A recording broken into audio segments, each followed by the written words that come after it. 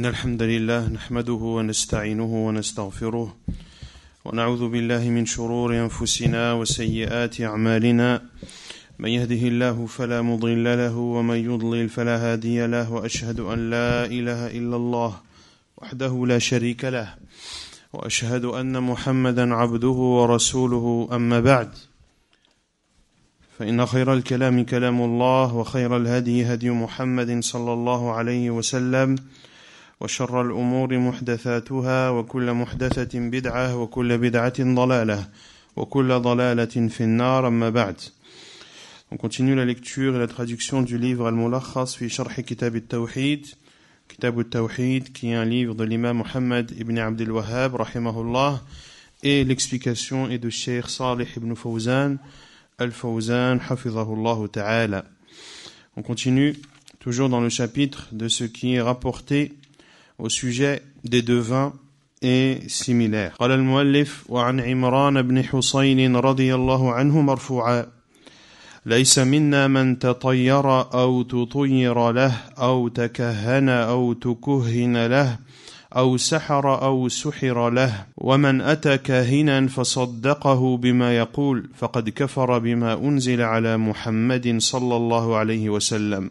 رواه البزار بإسناد جيد ورواه الطبراني بإسناد حسن من حديث عبد الله بن عباس دون قوله ومن أتى إلى آخره. قال البغوي العراف الذي يدعي معرفة الأمور بمقدمات يستدل بها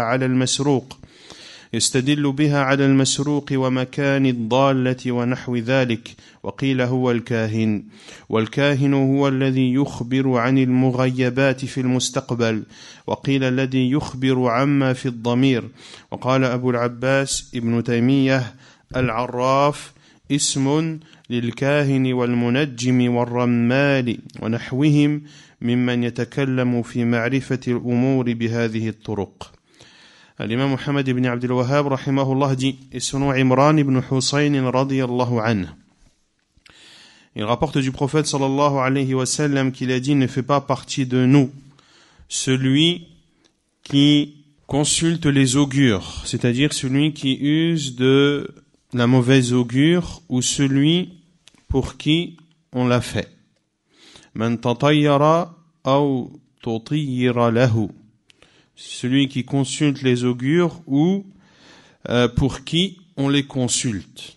Aw takahana aw tukuhina lah, celui qui consulte un devin ou un voyant, ou celui pour qui on le consulte.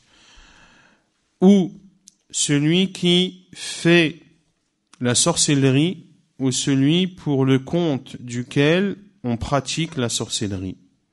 Et celui qui se rend chez un devin et croit en ce que ce devin lui a dit, a alors mécru en ce qui a été révélé sur Muhammad sallallahu alayhi wa sallam. Et on avait vu la semaine dernière que ce qui a été révélé en Muhammad sallallahu alayhi wa sallam, c'est-à-dire Al-Qur'an wa Sunnah.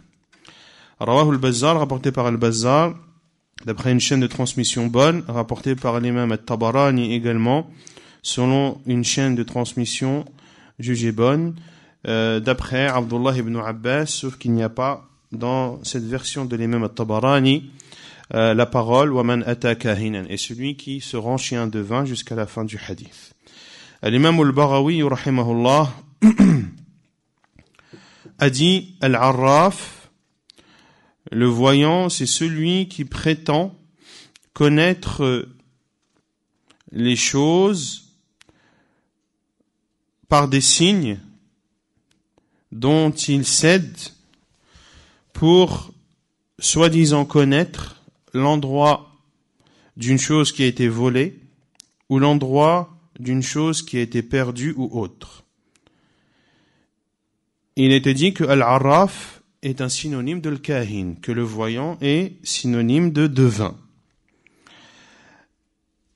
Wal-Kahinu, et la définition de Al-Kahin, du devin, c'est celui qui informe de choses invisibles celui qui soi-disant informe de choses invisibles qui vont avoir lieu dans le futur.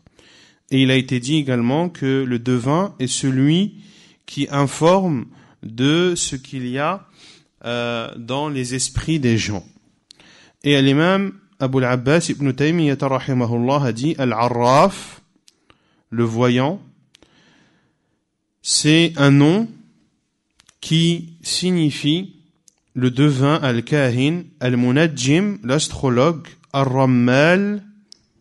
Ar-Rammal, c'est traduit ici par géomancien. Géomancien.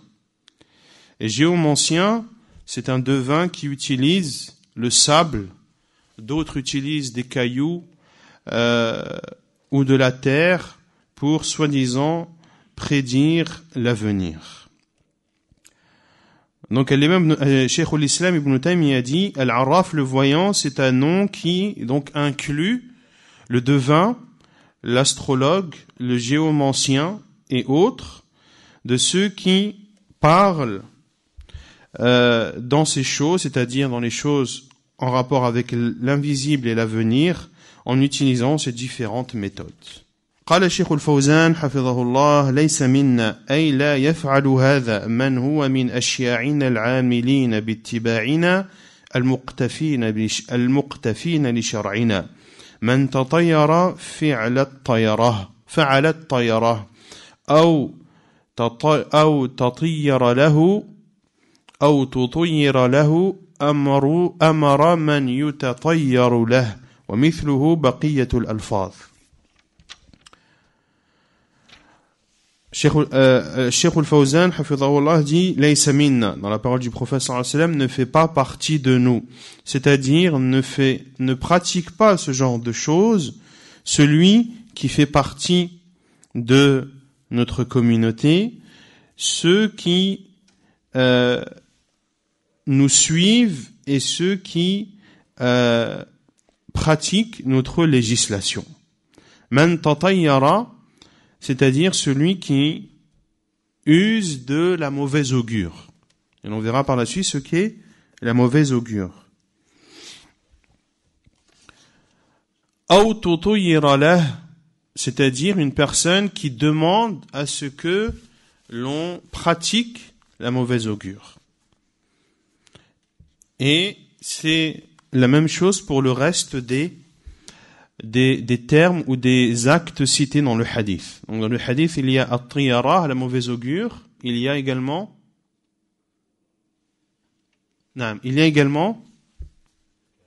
al-kahin, al-kahana, le fait de consulter des voyants ou de autukuhina, donc celui pour qui on le consulte. Et de même pour la sorcellerie, celui qui la pratique, ou celui pour le compte duquel on la pratique.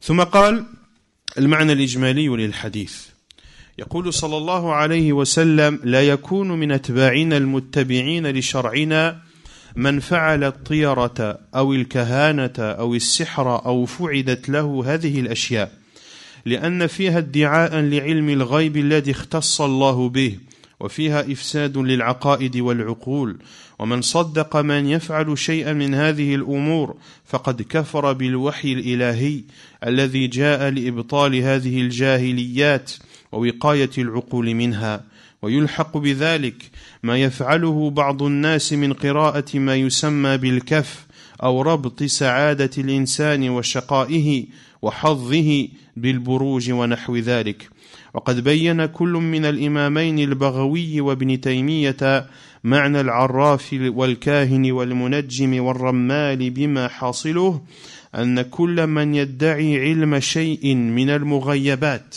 فهو إما داخل في اسم الكاهن أو مشارك له في المعنى فيلحق به والكاهن هو الذي يخبر عما يحصل في المستقبل ويأخذ عن مسترق السمع من الشياطين كما سبق في أول كتاب التوحيد. Le sens général de ce hadith. Le prophète sallallahu alayhi wa sallam dit que ne fait pas partie de ceux qui nous suivent et de ceux qui suivent notre législation, ceux qui mettent en pratique la mauvaise augure, ou bien ceux qui pratiquent la voyance ou la sorcellerie, ou ceux pour le compte duquel l'on fait ces choses. Car dans ces choses précitées, il y a la prétention d'avoir la science de l'invisible, une science qui, comme on l'a vu à plusieurs reprises, est propre et spécifique à Allah subhanahu wa ta'ala. Et également, ces choses détruisent et sont dangereuses et préjudiciables pour la croyance et pour les raisons. Et celui qui considère vrai ceux qui pratiquent ce genre de choses a alors mécru en la révélation divine qui est venue pour abolir ces choses faisant partie de la période anté-islamique, et cette révélation divine qui est venue également préserver les raisons de ces choses néfastes. Et entre dans ce cas de figure tout ce que font certaines personnes en lisant soi-disant la main, ou en considérant qu'il y a une cause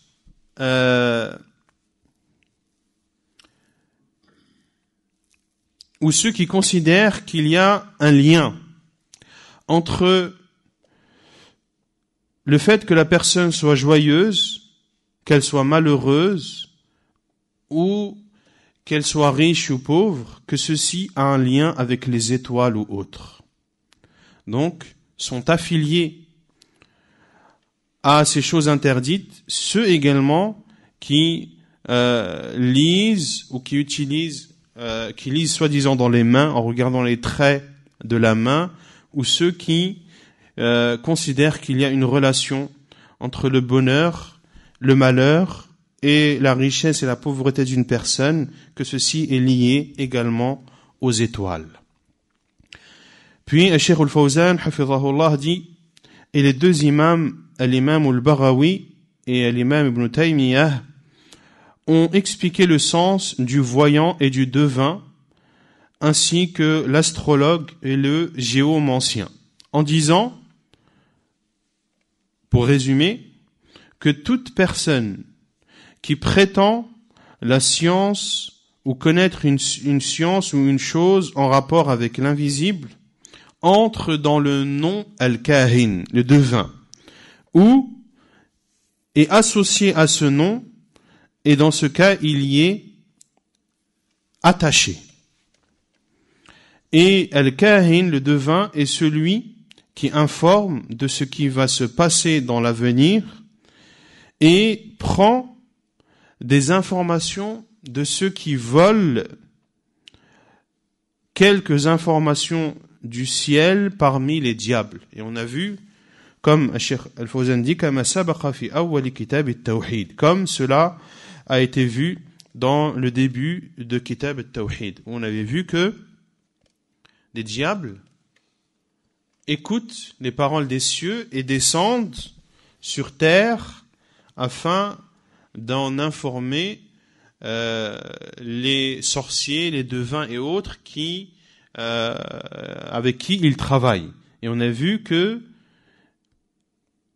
avec une information vraie, ils ajoutent 99 mensonges. Et on a vu également dans l'explication de Surat Al-Mulk qu'Allah subhanahu wa ta'ala protège les cieux à travers, par quoi? Par les étoiles. Et ces étoiles, parmi leurs fonctions, c'est qu'elles sont des moyens de lapidation des diables qui viendraient ou qui voudraient écouter les informations des cieux. مناسبة الحديث للباب أن فيه النهي والتغليظ عن فعل الكهانة ونحوها وتصديق أهلها. Le contexte de ce hadith dans ce chapitre. Donc on a dit que le chapitre c'était le chapitre de Al-Kahana, de ce qui est rapporté au sujet des devins est similaire. Donc, le contexte de ce hadith dans ce chapitre est que il y a dans ce hadith l'interdiction et ce hadith montre la gravité de ce que pratiquent les devins et ceux qui sont similaires et la gravité également de considérer vrai ce qu'ils rapportent comme information.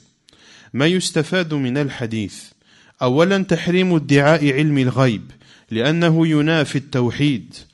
ثانيا تحريم تصديق من يفعل ذلك بكهانة أو غيرها لأنه كفر. ثالثا وجوب تكذيب الكهان ونحوهم ووجوب الابتعاد عنهم وعن علومهم. رابعا وجوب التمسك بما أنزل على الرسول صلى الله عليه وسلم وطرح ما خالفه. Ce que l'on retient de ce hadith, premièrement, l'interdiction de prétendre la science de l'invisible, car ceci contredit le tawhid. Deuxièmement, l'on retient de ce hadith l'interdiction de considérer vrai ce que pratiquent les devins ou autres, car cela est de la mécréance. Troisièmement, l'obligation de considérer faux et de traiter de menteurs les devins et similaires et l'obligation de s'éloigner d'eux et de leur science. Quatrièmement, l'obligation de s'accrocher à ce qui a été révélé sur le prophète sallallahu alayhi wa sallam et de délaisser tout ce qui le contredit.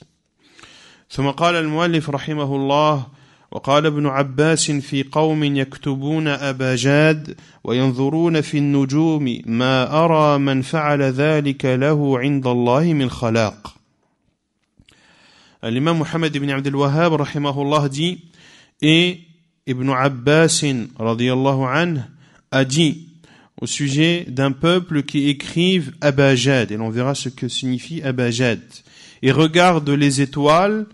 Abdullah ibn Abbas radiyallahu anhu a dit, en parlant de ces personnes, je ne pense pas que celui qui fait cela ait une part auprès d'Allah. قال الشيخ الفوزان يكتبون أباجاد أي يقطعون حروف أبجد هوز إلى آخره التي تسمى حروف الجمل ويتعلمونها لادعاء علم الغيب وينظرون في النجوم أي ويعتقدون أن لها تأثيرا فيبنون أمورهم على زعم فاسد واعتقاد باطل في النجوم والحساب الذي يظنون أنهم يدركون به علم الغيب. ما أرى بفتح الهمزة بمعنى لا أعلم وبضمها بمعنى لا أظن من خلاق من نصيب. Donc, Cheikh al-Fawzan, hafizahullah, dit yaktubuna abajad, ceux qui écrivent abajad, c'est-à-dire ceux qui séparent les lettres appelées abajad. Et les lettres abajad en arabe, ce sont des lettres qui sont appelées également huruf al-jummal, les lettres des phrases, car souvent ces lettres sont utilisées pour distinguer des phrases. Vous verrez souvent dans les livres d'arabe, lorsque des phrases sont énumérées les unes à la suite des autres, vous verrez que la première, il y aura un alif devant, la deuxième ligne, il y aura un ba, et la troisième ligne, il y aura un jim, et la quatrième, un del, comme ce qu'on utilise en français, A, B, C, D, ou 1, 2, 3, 4. Les Arabes, eux, utilisent les huruf appelés abajad. Et les huruf abajad, c'est une suite de lettres, comme l'a dit Cheikh al-Fawzan, abjad hawaz. Abjad hawaz, il y a aussi hutti, kalimun, sa'fas, etc. Et donc, ces lettres abajad sont utilisées pour deux choses. Soit pour distinguer les phrases, phrase 1, phrase 2, phrase 3, phrase alif, phrase B, phrase ba, phrase jim, phrase dal, etc. Mais les huruf abajad sont aussi utilisés beaucoup pour compter. Certains considèrent que abajad, par exemple, que alif correspond à 1, que ba correspond à 2, que jim correspond à 3, que dal correspond à 4, jusqu'à la lettre ya, jusqu'à abjad, hawaz, hutti. Et ensuite, kalimun, ici, le kaf, il a la valeur de 20. Et ainsi de suite, les Arabes comptent ainsi. Et l'on voit dans les poèmes arabes, certains poètes qui citent des dates de naissance, par exemple, ou de mort, en utilisant les lettres de abajad. Et celui qui ne sait pas ne pourra pas deviner la date que ce poète arabe a voulu définir dans son vers. Ala kulli hal, Abdullah ibn Abbas dit qu'il ne pense pas que des personnes, un peuple qui écrivent abajad, c'est-à-dire qui écrivent les lettres de la série appelée abajad. Ici, Cheikh al-Fawzan dit allati tusamma bi hurufi al-jummal, qui sont appelées également les lettres des phrases, et que ces personnes, c'est-à-dire ces devins, ces voyants, apprennent dans le but de prétendre la science de l'invisible. Et ils regardent les étoiles, c'est-à-dire ils regardent les étoiles en pensant et en croyant que ces étoiles ont une influence particulière, et ainsi ils basent leur verdict ou ce qu'ils disent comme parole fausse en se basant sur les étoiles et sur les calculs. Et ils prétendent, à travers tout cela, connaître et pouvoir percevoir la science de l'invisible. Ma ara, la parole d'Abdullah ibn Abbas, radiyallahu anhu, ma ara, bi fathil hamzati. Donc ma ara peut se lire de deux façons. Soit c'est ma ara, avec la fatha sur le alif. Dans ce cas, cela signifie je ne connais pas. Et cela peut se lire également la ura, ma ura. Et ici, cela veut dire je ne pense pas. Je ne sais pas pour le premier et je ne pense pas pour ma ura. Bidammi al-alif, bidammi al-hamza. Min khalaq, je ne pense pas qu'une personne qui fait cela ait une part auprès d'Allah. Min khalaq ay min nasib, c'est-à-dire une part. Al-ma'na al-ijmali lil-athar. Le sens général de ce récit ou de ce athar de Abdullah ibn Abbas radiyallahu anhu. يقول ابن عباس لا أعلم أو لا أظن أن من يكتب حروف أباجاد وينظر في النجوم ويبني على ذلك الحكم على المستقبل ما أرى لمن فعل ذلك نصيبا عند الله لأن ذلك يدخل في حكم العرافين المدعين لعلم الغيب. Abdullah ibn Abbas radiyallahu anhu dit je ne sais pas ou je ne pense pas que celui qui écrit les lettres abajad et regarde les étoiles en se basant sur cela pour donner un jugement qui est en rapport avec l'avenir, je ne pense pas que celui qui fait une telle chose ait une part auprès d'Allah. Car cela entre dans le jugement des voyants de ceux qui prétendent la science de l'invisible. Or, ceux qui prétendent la science de l'invisible, cela est de la mécréance. Cela est de la mécréance. Munasabatul athari lil bab. أنه يدل على أن كتابة أبي جاد وتعلمها لمن يدعي بها معرفة علم الغيب والنظر في النجوم على اعتقاد أن لها تأثيرا كل ذلك يدخل في العرافة كل ذلك يدخل في العرافة ومن فعله فقد أضاع نصيبه من الله.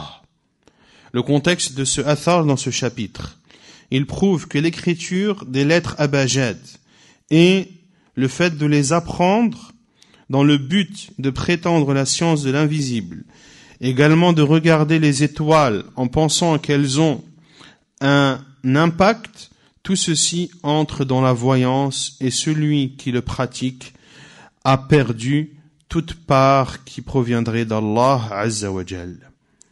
ما يستفاد من الأثر: أولا تحريم تعلم أبي جاد على وجه ادعاء علم الغيب به لأنه ينافي التوحيد، أما تعلمها للتهجي وحساب الجمل فلا بأس به. ثانيا تحريم التنجيم لأنه وسيلة إلى الشرك بالله تعالى. ثالثا عدم الاغترار بما يؤتاه أهل الباطل من معارفهم وعلومهم لأن ذلك من باب الاستدراج لهم. Ce que l'on retient de ce athar de Abdullah ibn Abbas, premièrement, on retient l'interdiction d'apprendre et d'étudier les lettres abjad dans le but de prétendre par la suite la science de l'invisible, car ceci contredit le tawhid. Quant à les apprendre dans le but de pouvoir lire ou de compter les phrases, il n'y a pas de mal à cela. Donc, d'apprendre les lettres abjad, soit on les apprend pour compter des phrases ou pour compter, comme on l'a dit, car c'est aussi un moyen de pouvoir compter, que cela est autorisé. Mais si ces lettres sont étudiées dans le but de les utiliser pour la voyance ou autre, alors dans ce cas, cela est interdit. La deuxième chose qu'on retient de ce athar, l'interdiction de l'astrologie, car c'est un moyen qui amène à associer à Allah Azza wa Jal. La troisième chose que l'on retient de ce athar, le fait de ne pas être dupé par ce que les gens du faux ont comme connaissance, car ceci min bab al-istidraj lahum. Comment traduire ça? Comme l'a dit Allah Azza wa Jal dans Surat An-Nun, sanastadrijuhum min haythu la ya'lamun. Al-istidraj, c'est-à-dire que Allah Azza wa Jal les laisse faire. Les laisse faire et les laisse se tromper eux-mêmes jusqu'au jour où Allah Azza wa Jal les saisit. يأخذهم أخذ عزيز مقتدر. Donc le fait que ces devins, ces voyants, par exemple dans ce cas du athar de Abdullah ibn Abbas, ont appris les lettres abajad, c'est quelque chose qui peut surprendre les personnes qui ne connaissent pas. Ah, je ne connaissais pas ces lettres abajad. Il y a une série de lettres. Elles sont utilisées. Chaque lettre a un chiffre qui lui correspond, etc., etc. C'est une certaine science qui peut duper le commun des musulmans. Et Cheikh Al-Fawzan dit que parmi les choses qu'on retient de ce athar, c'est justement de ne pas être dupé de ce que les gens du faux ont acquis comme science ou comme connaissance. Car cela est une ruse de la part d'Allah Azza wa Jal. Allah Azza wa Jal les laisse en pensant qu'ils ont atteint des hauts degrés de connaissance, mais en réalité, Allah Azza wa Jal les laisse jusqu'à ce qu'ils les saisissent. Subhanahu wa ta'ala.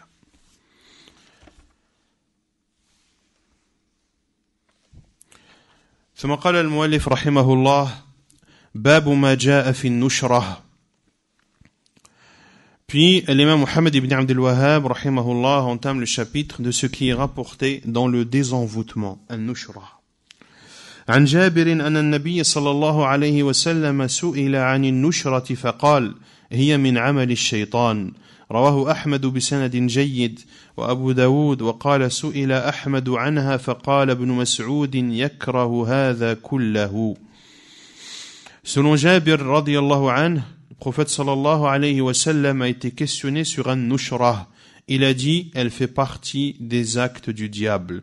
Rapporté par l'imam Ahmed sur une chaîne de transmission bonne, et le hadith est également rapporté par l'imam Abu Daoud dans ses sunan. Et l'imam Abu Daoud a dit que l'imam Ahmed, rahimahullah, a été questionné au sujet de nushrah, du désenvoûtement. Il a répondu, Ibn Mas'ud le détestait entièrement. مناسبة الباب لكتاب التوحيد. لما ذكر المصنف حكم السحر والكهانة ذكر في هذا الباب ما جاء في النشرة لأنها قد تكون من قبل الشياطين والسحرة فتكون مضادة للتوحيد. النشرة نوع من العلاج والرقية يعالج به من كان يظن أن به مسا من السحر سميت بذلك لأنها ينشر بها عنه ما خامره من الداء أي يكشف ويزال. سئل عن النشرة أي النشرة التي كان أهل الجاهلية يعملونها هي من عمل الشيطان لأنها ينشرون عن المسحور بأنواع من السحر واستخدامات شيطانية يكره هذا كله أي النشرة التي هي من عمل الشيطان. Donc le contexte de ce chapitre dans le livre du Tawhid, le chapitre de ce qui est rapporté dans An-Nushrah, traduit par le désenvoûtement.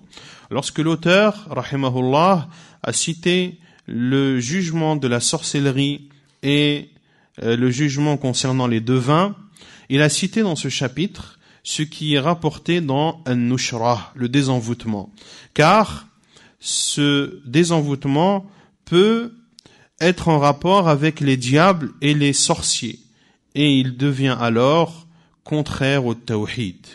Et An-Nushrah, le désenvoûtement, c'est une forme de guérison et d'incantation par laquelle l'on guérit ou l'on soigne celui que l'on pense être touché par de la sorcellerie. Elle a été appelée ainsi car An-Nushrah a été appelée ainsi car elle désenvoûte, car par celle-ci on désenvoûte, c'est-à-dire qu'on enlève le mal de celui qui en est touché, de celui qui est touché par la sorcellerie. Su'ila 'an an-nushrah, Jabir radiyallahu anhu dit que le prophète sallallahu alayhi wa sallam a été questionné sur an-nushrah, c'est-à-dire le désenvoûtement que pratiquaient les gens avant l'arrivée de l'islam. Et le prophète sallallahu alayhi wa sallam a répondu, hiya min 'amali ash-shaytan, elle fait partie, an-nushrah, des actes du diable, car il désenvoûtait celui qui était ensorcelé en utilisant des formes de sorcellerie et en s'aidant des diables. Et concernant la parole de l'imam Ahmed, qui rapporte qu'Abdullah ibn Mas'ud détestait cela entièrement, c'est-à-dire il détestait ce désenvoûtement qui était pratiqué en usant des actes diaboliques. المعنى الإجمالي للحديث أن النبي صلى الله عليه وسلم سئل عن علاج المسحور على الطريقة التي كانت تعملها الجاهلية ما حكمه فأجاب صلى الله عليه وسلم بأنه من عمل الشيطان أو بواسطته لأنه يكون بأنواع سحرية واستخدامات شيطانية فهي شركية ومحرمة. Le sens général de ce hadith. Le prophète sallallahu alayhi wa sallam a été questionné sur le fait de soigner l'ensorcelé en utilisant des moyens que mettaient en pratique les personnes avant l'arrivée de l'islam. Quel est le jugement de cela? Le prophète sallallahu alayhi wa sallam a alors répondu que cela fait partie des actes du diable ou que cela est pratiqué par l'intermédiaire des diables, car il est fait en utilisant des moyens de sorcellerie ou en s'aidant des diables. Cela est donc du polythéisme et cela est interdit. مناسبة الحديث للباب أنه دل على تحريم النشرة التي هي من عمل الشيطان وهي نشرة الجاهلية. Le contexte de ce hadith, dans ce chapitre, il y a dans ce hadith la preuve de l'interdiction du désenvoûtement qui fait partie des actes du diable, et ce désenvoûtement qui évolue est celui qui était pratiqué avant l'arrivée de l'islam. ما يستفاد من الحديث أولا النهي عن النشرة على الصفة التي تعملها الجاهلية لأنها سحر والسحر كفر. ثانيا مشروعية سؤال العلماء عما أشكل حكمه حذرا من الوقوع في المحذور. Ce que l'on retient du hadith, deux choses.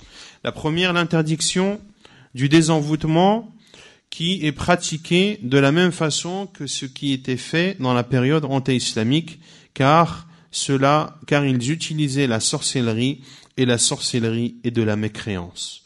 Deuxièmement, ce que l'on retient, qu'il est légiféré de poser la question aux savants dans les choses qui sont problématiques. Ceci afin de prendre garde à ne pas tomber dans des choses interdites. Car ici le prophète sallallahu alayhi wa sallam a été questionné sur al-nushra. Il a été questionné afin de connaître le jugement et ne pas tomber dans l'interdit, et ainsi se doit de faire le musulman lorsqu'il est confronté à une situation problématique. Eh bien, il se doit de l'exposer aux savants afin qu'ils puissent l'éclaircir dans cette situation bien précise. ونكتفي بهذا القدر وسبحانك اللهم وبحمدك أشهد أن لا إله إلا أنت أستغفرك وأتوب إليك.